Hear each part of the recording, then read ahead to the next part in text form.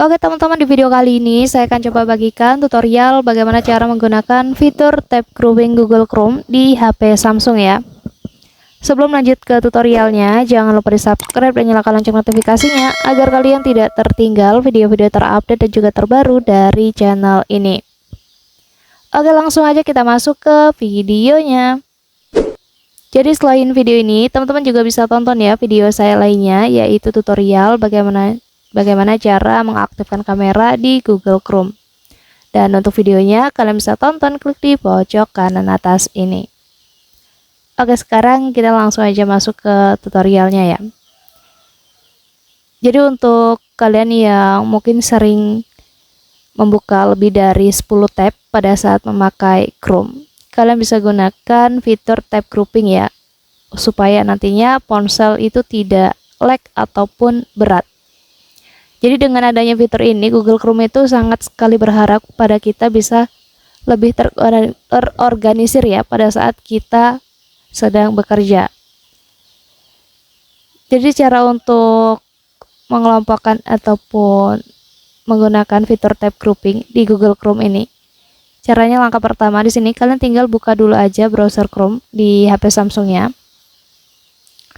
Dan pastikan di sini kalian itu sudah menggunakan Google Chrome versi terbaru ya teman-teman. Jadi pastikan kalian sudah menggunakan Google Chrome versi terbaru untuk bisa menggunakan fitur tab grouping pada Google Chrome-nya.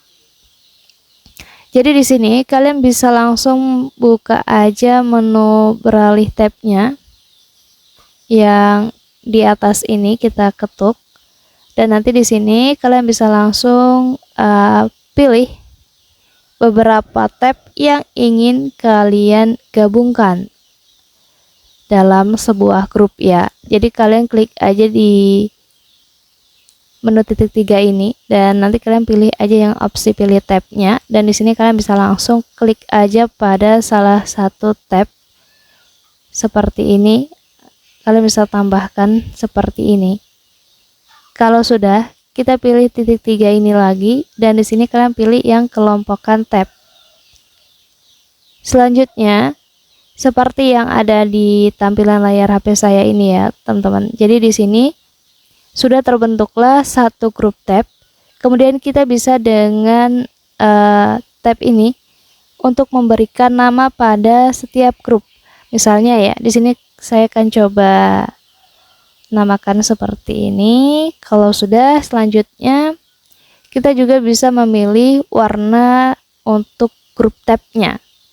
Jadi selain bisa memberi nama pada setiap grup, kita juga bisa memberi warna-warna yang sudah tersedia di bagian ini ya. Contohnya saya akan pilih di warna merah. Kita ketuk aja warna merahnya. Kemudian kalau sudah, kita klik aja tombol selesainya, dan di sini untuk grup tabnya sudah jadi ya teman-teman. Jadi kita juga bisa cek apakah tab sudah masuk dalam grup yang sesuai di sini. Mungkin cukup untuk tutorialnya, semoga bermanfaat. Selamat mencoba.